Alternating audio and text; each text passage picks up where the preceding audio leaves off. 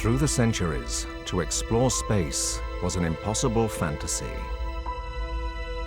Then two rival scientists became locked in a race to realize that dream. Their struggle would make history. Sergei Korolev was released from prison to become chief designer of the Soviet space program. He launched the world's first satellite. It's just been announced that the Russians have put a satellite into space. And Yuri Gagarin, the first man into space. Despite all the success, Korolev's identity was a closely guarded state secret. These pictures coming live from Moscow. In America, his rival, Wernher von Braun, was struggling to catch up. The Soviets may be ready to go as soon as November. We can't waste time trucking this capsule from state to state while the Reds are orbiting the Earth. And you prefer we kill an astronaut? Now, with the launch of America's first astronaut, von Braun is closing the gap. And with the creation of NASA, Go, baby, go! the moon is in his sights. The eyes of the world now look into space. We choose to go to the moon in this decade and do the other thing. Not because they are easy, but because they are hard.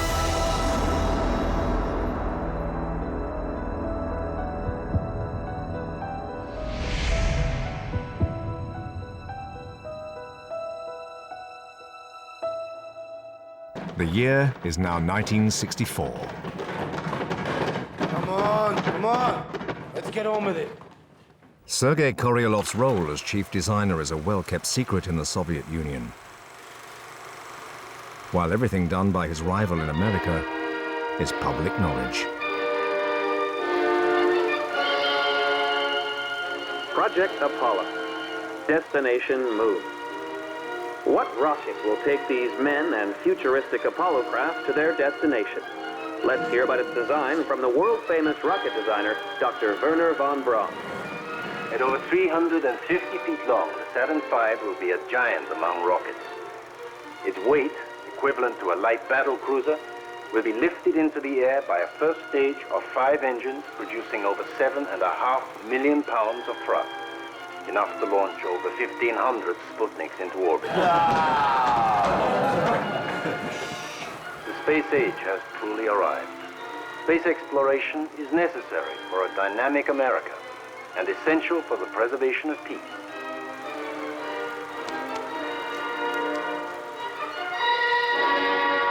Both men have dreamed of going to the moon for over 30 years.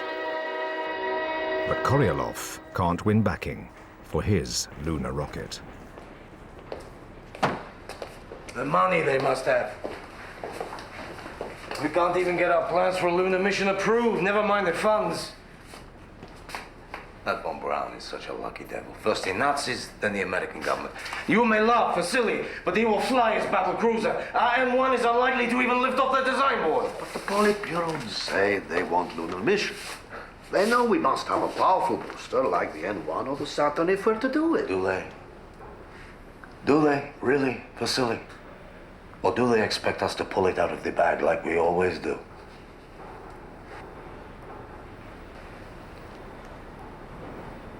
Without a rocket as powerful as the Saturn, we will lose.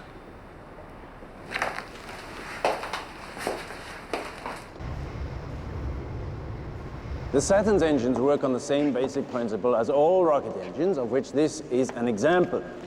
The crucial part of the design is the injector plate, like a giant shower head, spraying fuel into the combustion chamber where it ignites. It's a process that has to be absolutely precise or the engine fails. Allow me to give you an example.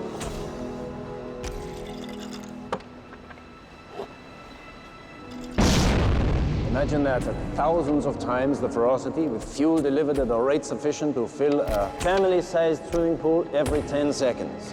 That's what we have to achieve on the F1. The most powerful rocket engine ever built. Fail, and we don't go to the moon.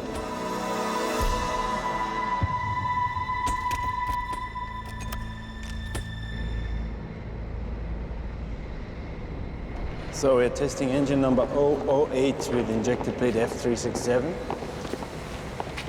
Senior engineer Paul Kassenholz has been testing the engine for the past 2 years. Yes, sir. That's 008 and plate F367. But there are problems getting the ambitious design to work at all. Everyone clear the stand? Looks like we're about ready. Gonna get to the blockhouse. Stand by for engine test. Turbo pump sequence initiated. Prepare for engine ignition in 10, 9, 8, 7. Inside the engine, the injector plate is the most critical part of the design. 1. It mixes the liquid fuels together through thousands of tiny holes.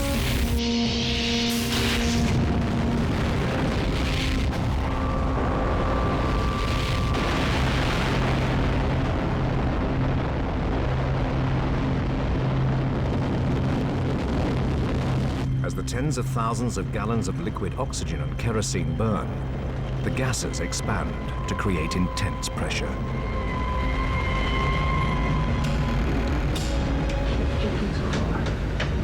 Going on the right there. Can you see that there? The smallest upset to this smooth mix will lead to a rocket designer's worst nightmare.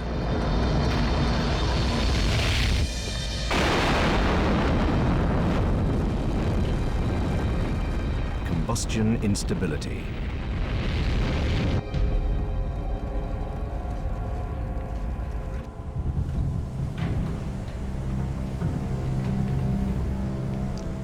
All it takes is the slightest thing.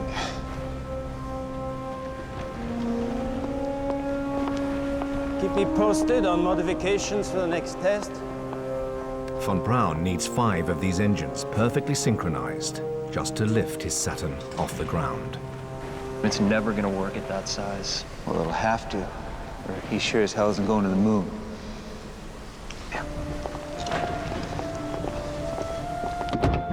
How many times have you tried this? He'll never make peace with you because he's jealous and always has been. I know, but I need him, and he knows it. His engines launch Gagarin, Sputnik. He knows launching the N1 will be no different. The Politburo still wouldn't fund Koryolov's lunar rocket, the N1. To help persuade them, he and his wife Nina hope to enlist the help of the Soviets' leading rocket engine designer, Valentin Glushko, a man who has long coveted Koryolov's success.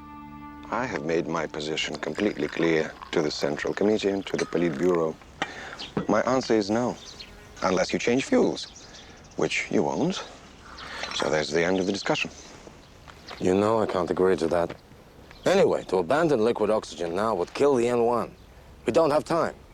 You have seen von Braun's Saturn. He uses oxygen. I didn't see it fly. Are we going to the moon or not? Not on liquid oxygen using large engines. A schoolboy can tell you the problems you will get with combustion instability. This is not about fuel, is it, Valentin? This is about you and me. I know how you talk behind my back, how you poisoned my relations with Khrushchev. I know you do the same with the Politburo and Brezhnev. Get out. You cannot stand it when I succeed. You'll do anything to destroy my chances. Leave, now! With pleasure, Valentin Petrovich. If you don't want the job, I will get by without you.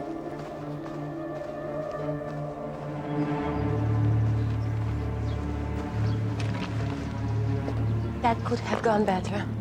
I thought you said the Politburo will never agree to funds if you don't have Glushko. I'll manage. I have another man in mind. Sergei, what happened? I'm all right. I'm all right. Let's just get the hell out of here. Please. Take us straight home.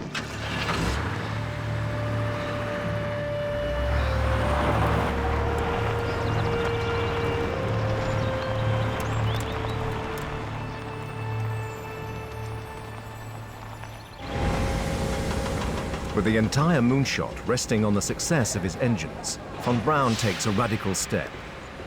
A small bomb is planted in the engine to deliberately trigger instability.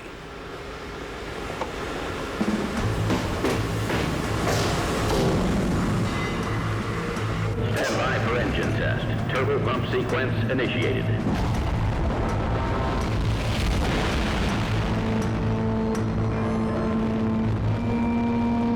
If the engine copes with the shock waves caused by the bomb, he'll know he's solved it. Firing charge, mark.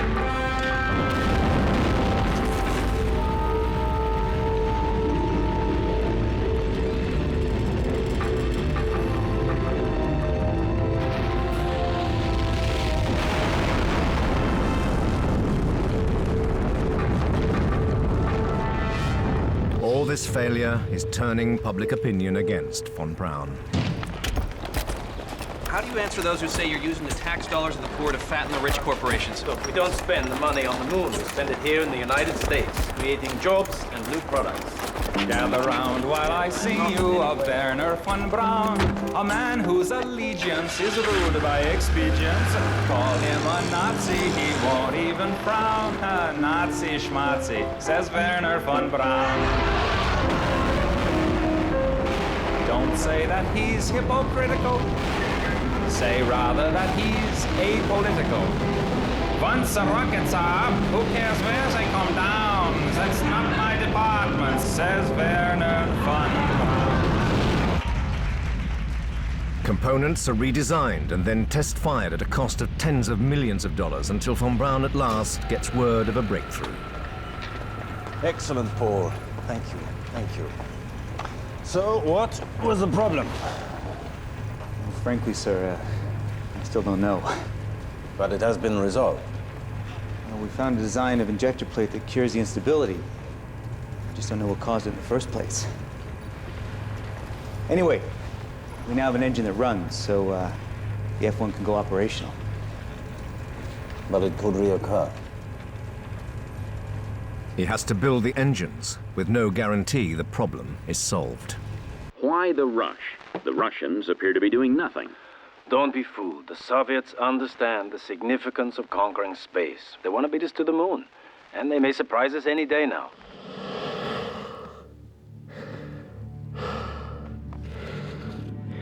This is Diamond One. I'm ready to go out. Just as von Braun fears, Korolev is ready with another historic first. Soviet cosmonaut Alexei Leonov becomes the first man to walk in space. Diamond One calling down. Everything is going well. Below me I can see clouds. See the Caucasus. I can see the Caucasus below me. Korolev hopes that the spacewalk's impact will help persuade the Politburo to fund his plans for a lunar mission. The suit is performing well. Diamond One, this is Dawn. You have achieved your objectives. Return to the spacecraft. Hell, I can't get back to the spacecraft.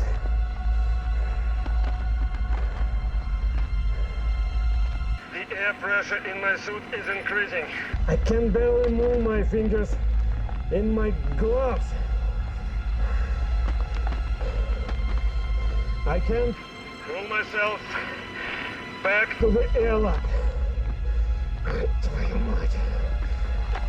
Leonov's suit is so inflated, he will never fit back through the airlock.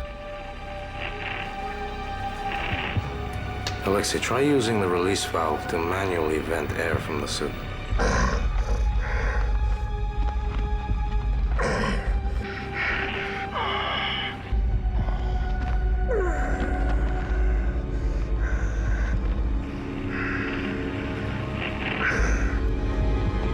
He struggles for 12 minutes at the airlock.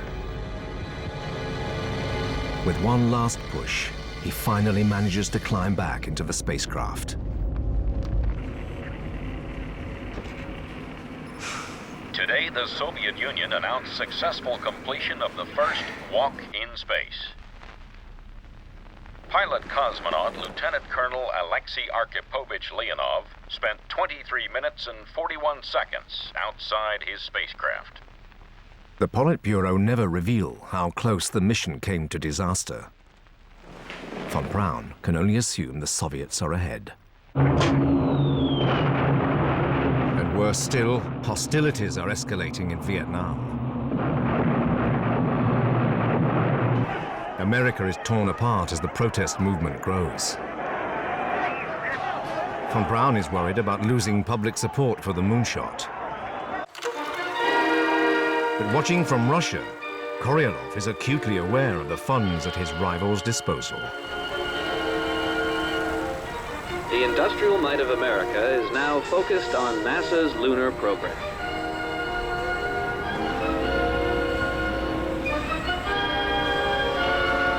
In assembly buildings across the country,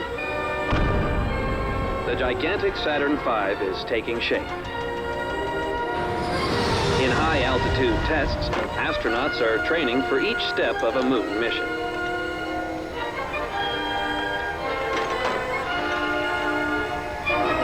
In 1965 alone, NASA has been allocated a further $5 billion to spearhead its conquest of space.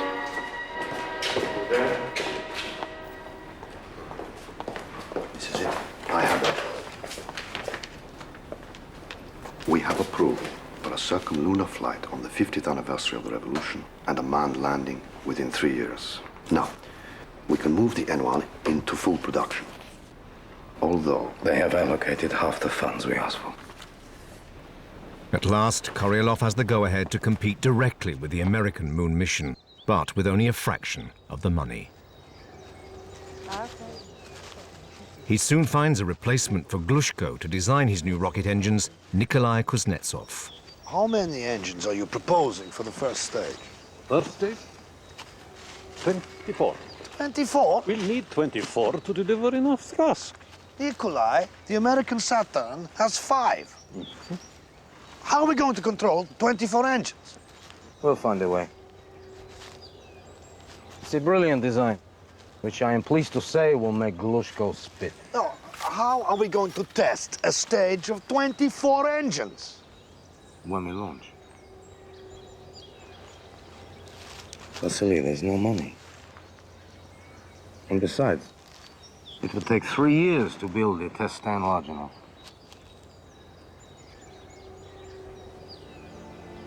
While his lunar rocket is under construction, Korolev invites the cosmonauts to see a mock-up of the capsule that will take them to the moon, the Soyuz. It weighs 6,500 kilos and can carry 3 cosmonauts. Leonov, Gagarin, and Komarov are his top candidates. The ship has solar panels for extra power, but the most important feature is its maneuverability. Unlike our old Vostok, it can be piloted in space. It can dock with other ships, so it could link and detach to another craft which descends to the moon. Vladimir, take a look. You might be the first to fly.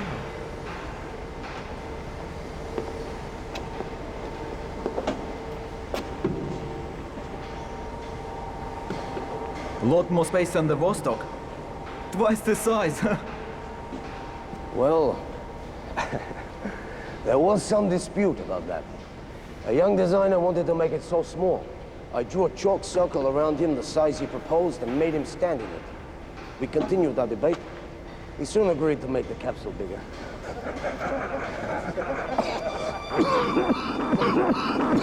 Sergei Pavlovich, are you all right? I'm fine. Don't fuss. Don't fuss. Now, look.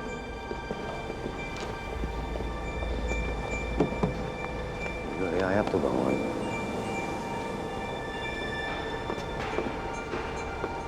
After leaving the cosmonauts, Korolev collapses with severe heart pains. Doctors order him to take rest.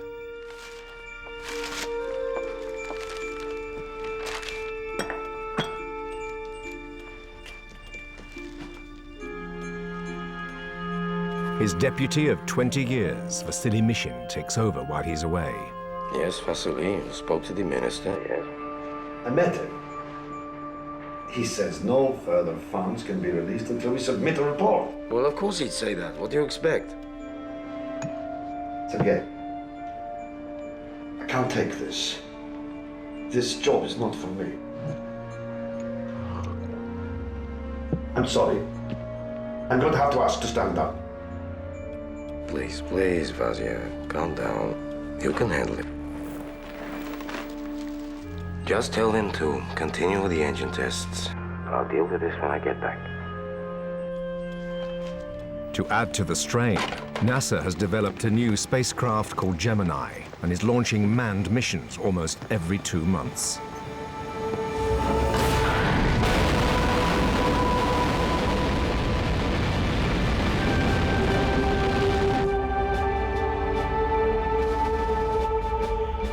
They carry out spacewalks, test maneuvers for space docking, and set a 2-week endurance record in orbit, an obvious prelude to their Apollo moon missions.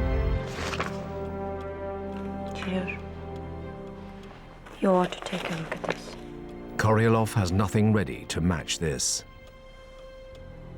They are leaving us behind.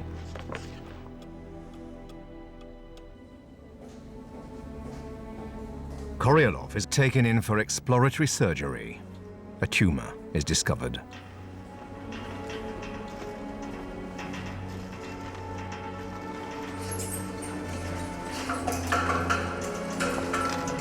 Is everything all right?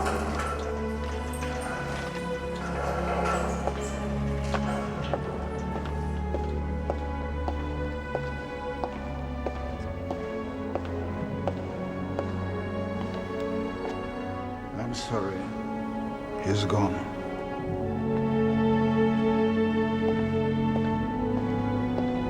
While under anesthetic, Korolev's weak heart fails. A result of the physical hardship endured during his imprisonment in the Gulag.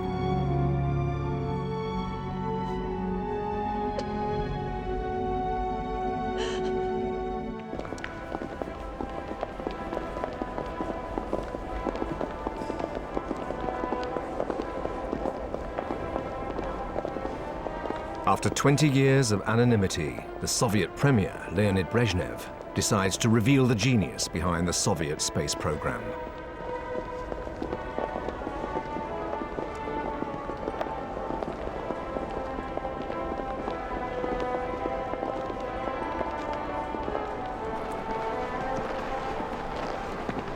His name revealed to the world, the man who had once been sent to the Gulag now has a full state funeral in Red Square. A hero of the Soviet people at last. Even his ashes are preserved in the Kremlin wall.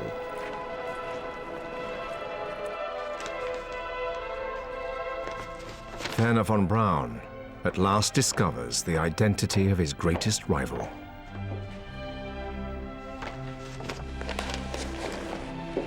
I never knew all this was just one man. How will they do without him? At the Cape, von Braun is soaring ahead. Inside the largest building ever constructed, his giant lunar rocket, the Saturn V, is being assembled.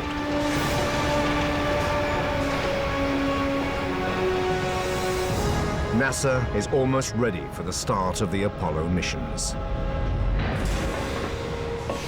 On the 27th day of January 1967, astronauts Gus Grissom, Ed White, and Roger Chaffee are sealed inside the new Apollo capsule for a final run-through on the ground. What happens next throws the moon program into crisis. Capcom, I do not read you. Please repeat. Apollo 1, this is Capcom. Do you copy now? Apollo 1, Capcom now. Apollo 1, Capcom. God damn, if I can't talk to you 5 miles away, how am I going to contact you from the moon? A spark suddenly turns the capsule into an inferno.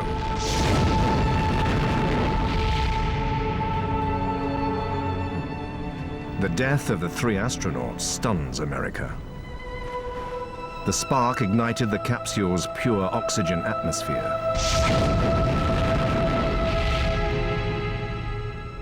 NASA has to go back and painstakingly rework their Apollo capsule from scratch.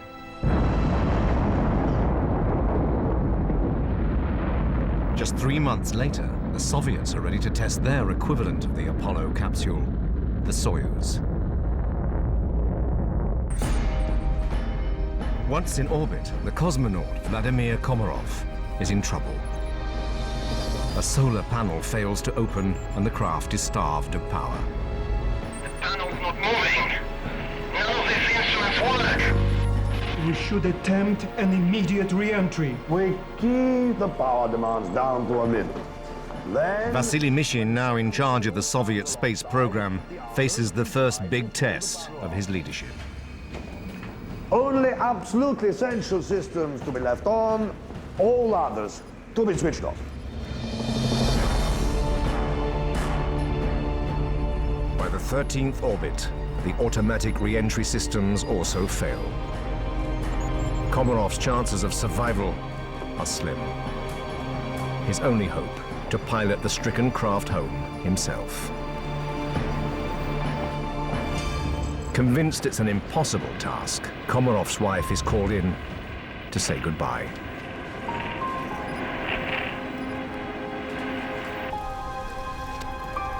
Against all the odds, Komarov brilliantly guided the tumbling Soyuz through the Earth's atmosphere. But as both his main and backup parachutes failed, he perished. Why are we having these failures? I'll tell you why. Poor work, bad practices, a lazy approach.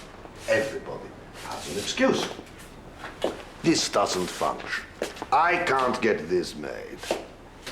Excuses that cover up shoddy, useless work. Mishin increasingly relies on alcohol to deal with the pressure. It has been my duty to inform the State Commission. Inform them that this third failure means it is now not possible to celebrate the glorious 50th anniversary of the Bolshevik Revolution with a manned flight. The cosmonauts complain about Mishin to the Soviet leadership, citing his failings as impatience, rudeness, and poor knowledge. But nothing is done. 2 months later, Gagarin himself dies, killed in a flying accident.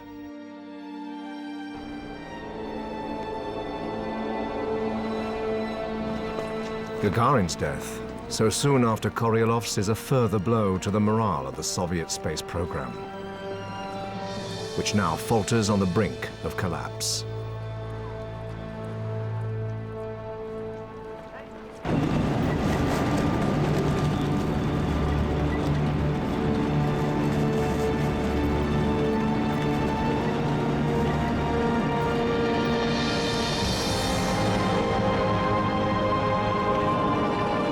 In America, von Braun is ready for a test flight of his Saturn V rocket, an unmanned dress rehearsal for the real thing.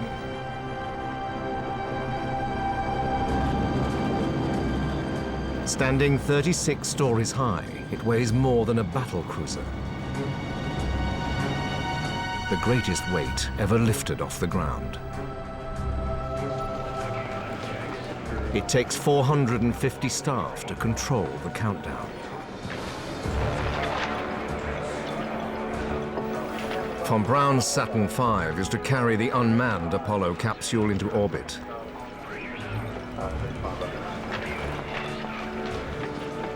For safety, the press are held behind a 3.5-mile exclusion zone.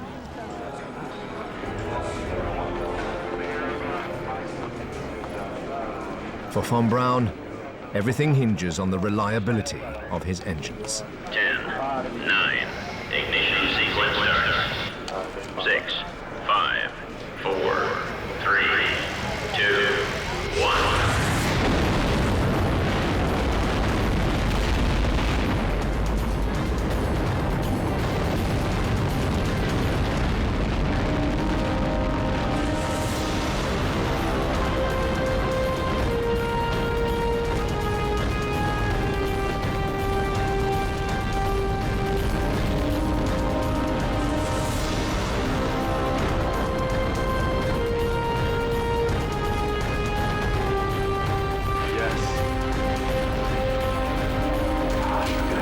the exception of a nuclear bomb blast, the Saturn V is the loudest man-made object ever built.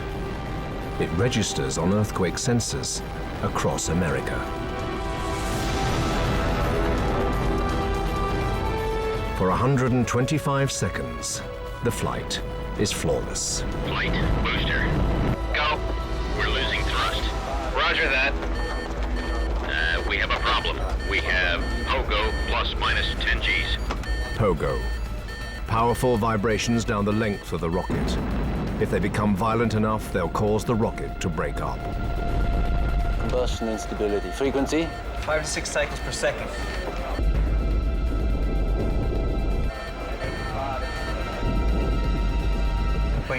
Wait, it's over. Stage 1 separated.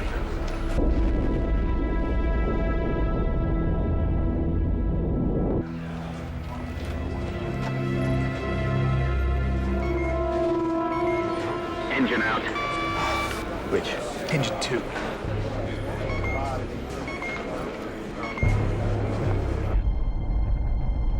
Another engine out. Flight booster. Oh my God. Go. We've got engines 2 and 3 out. Oh, she's falling. Booster, it's your action. You go for abort? Or you go for abort? Wait. We still have good control at this time. Oh. Roger that. Although the Saturn limps into orbit, von Braun cannot risk a manned flight until the engine problems are fixed. The Soviets also have engine problems. Their new designer Nikolai Kuznetsov has been forced to add extra engines to provide more thrust. The first stage now has 30.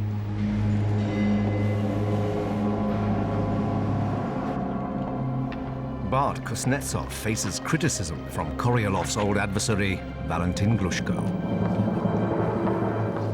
During the static firing of the NK-15, there was a partial blowout of the combustion chamber. Comrades, we need not go any further. At this stage, I wish to propose redesigning the N1.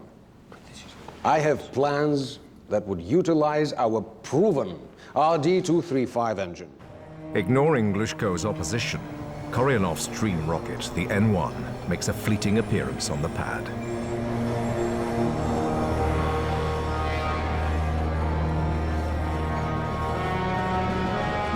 But engineers find cracks in its outer casing. Werner. We've had reports from the CIA that the Russians are getting close to a manned circumlunar flight, maybe by the end of the year. With what? These are classified satellite shots of their launch pad at Tiratan. They show a Saturn-sized rocket. We feel that the next Saturn V Apollo launch, Apollo 8, should take a crew around the moon. What's insane? We won't have test flown a Saturn since we had the engine failure and Pogo problem. Yeah, I know, but we can't take the chance that they do it first. Whoever sends men around the moon will have as good as won the race. It will be a massive propaganda victory. That's some proposition to commit human life. Well, maybe if we'd taken a little more risk before, we would have got an American up there first.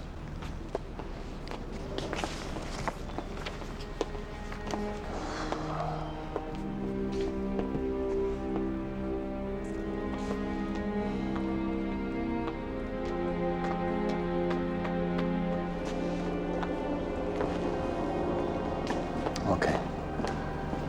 We go.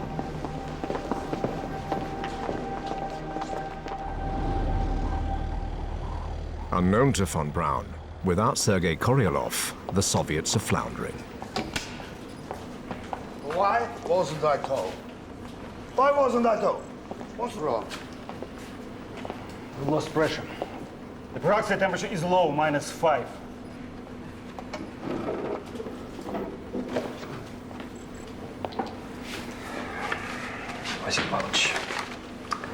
Come on. Let's go. I'm not going anywhere.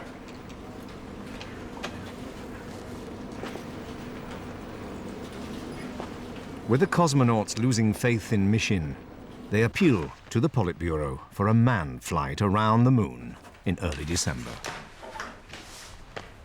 They are prepared to gamble their own lives to beat the Americans.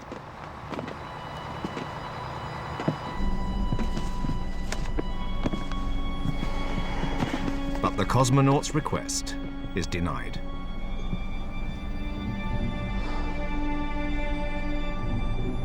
Good luck, Americans. Good luck.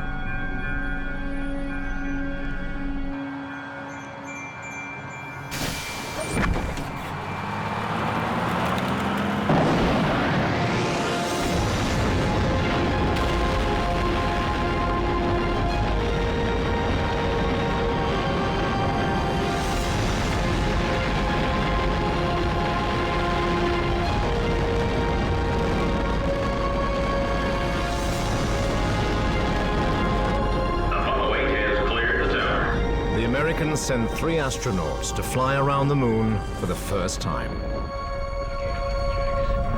T plus 155 seconds, first stage has separated. The Saturn hasn't flown since the engine and pogo problems.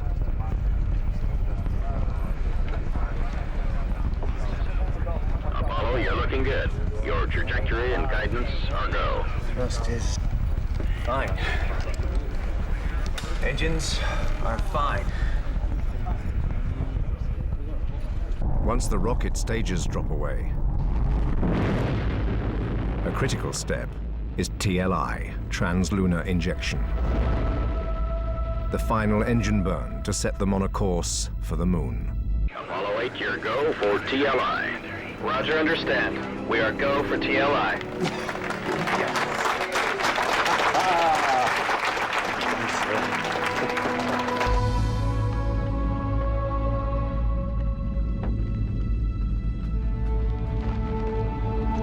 Commander Frank Borman, Jim Lovell, and Bill Anders have to fly 234,000 miles out into space and navigate for the first time into the moon's orbit.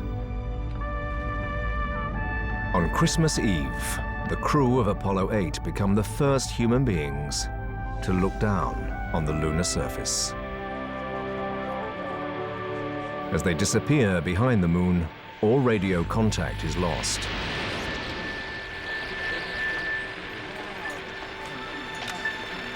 If they fail to lock into the moon's orbit, they will fly on, forever lost in space. Apollo 8, come in. Apollo 8, this is Houston. Apollo 8. Apollo 8, this is Houston.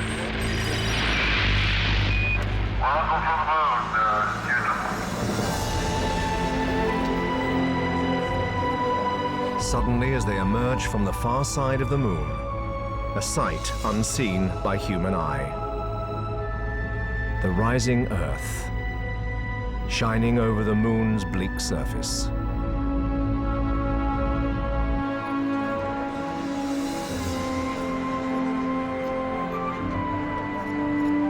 crew of Apollo 8, we close with good night, good luck, a Merry Christmas, and God bless all of you on the good earth.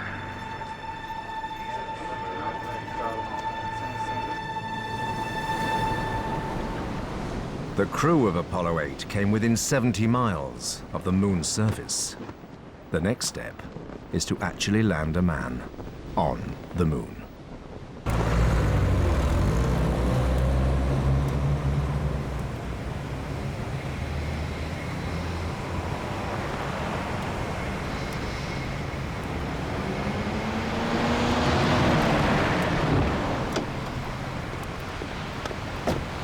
But just 17 days before the American moon mission, Mission is ready for an unmanned launch of his lunar rocket. Now we get to see who was right. To succeed, Kuznetsov's 30 engines must all fire together.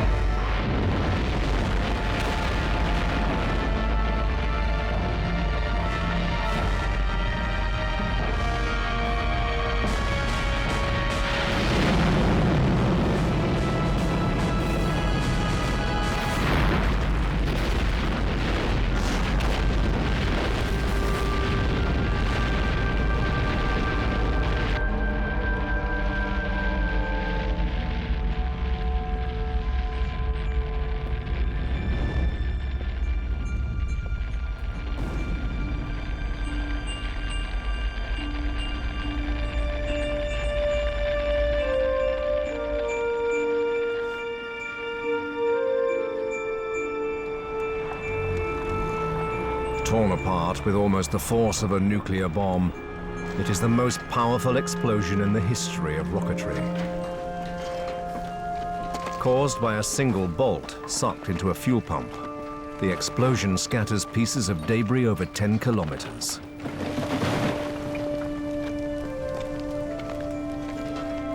The failure is a state secret for 20 years.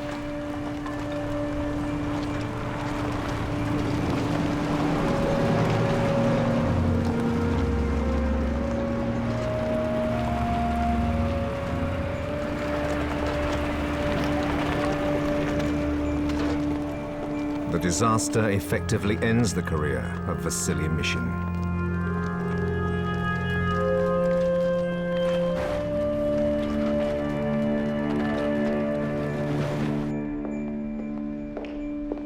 In America, one last detail before the moon landing: choosing the flag.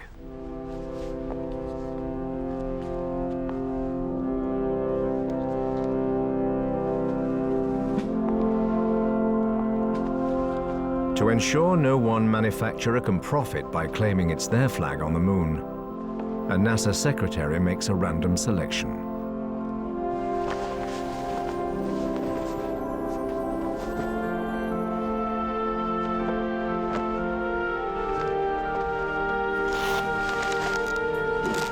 On the 16th of July, Commander Neil Armstrong, Edwin Buzz Aldrin, and Michael Collins, the crew of Apollo 11, make their way out to the pad.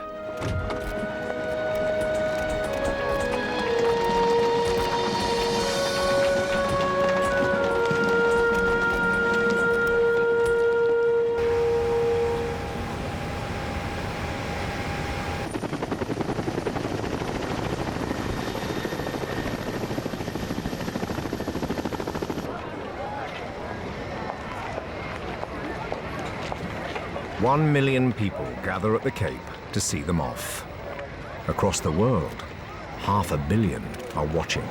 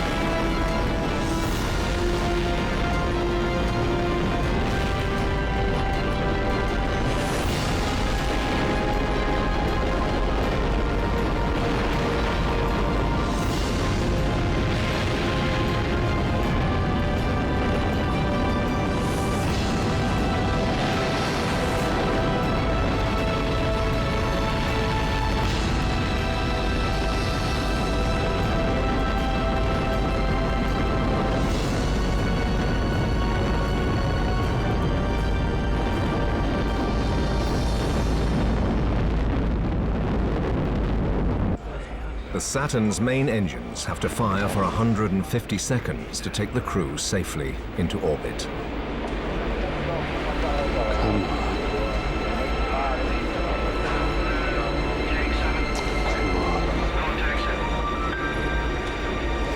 Hold together, hold together.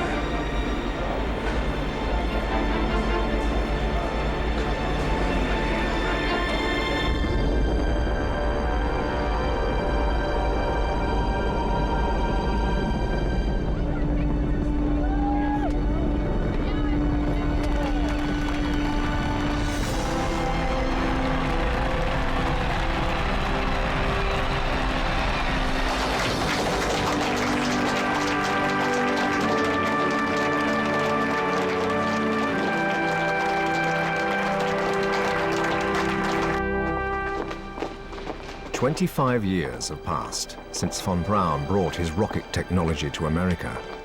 Now he is about to realize his long-held dream: to land a man on the moon.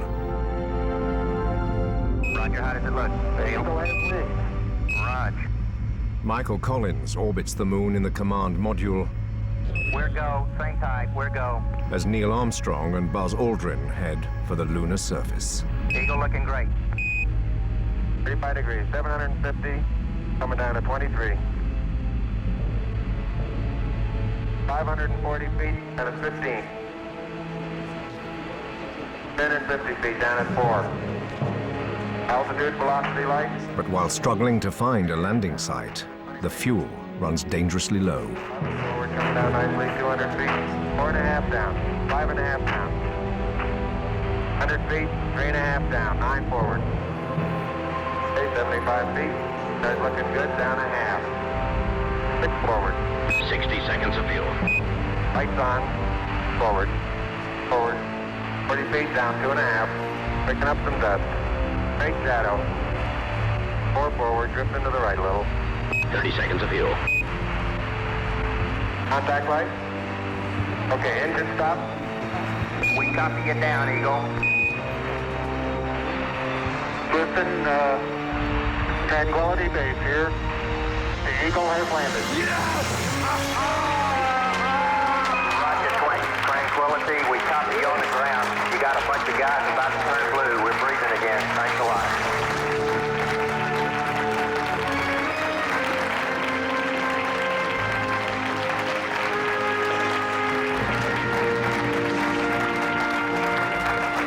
Although the surface appears to be very, very fine-grained as you get close to it. It's almost like a powder. It's very fine. I'm going to step off the limb. That's one small step for man, one giant leap for mankind.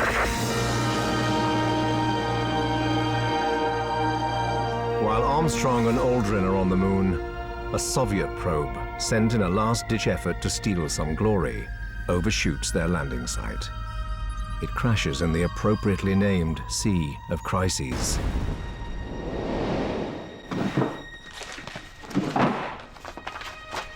Von Braun will mastermind another 5 successful manned missions to the moon.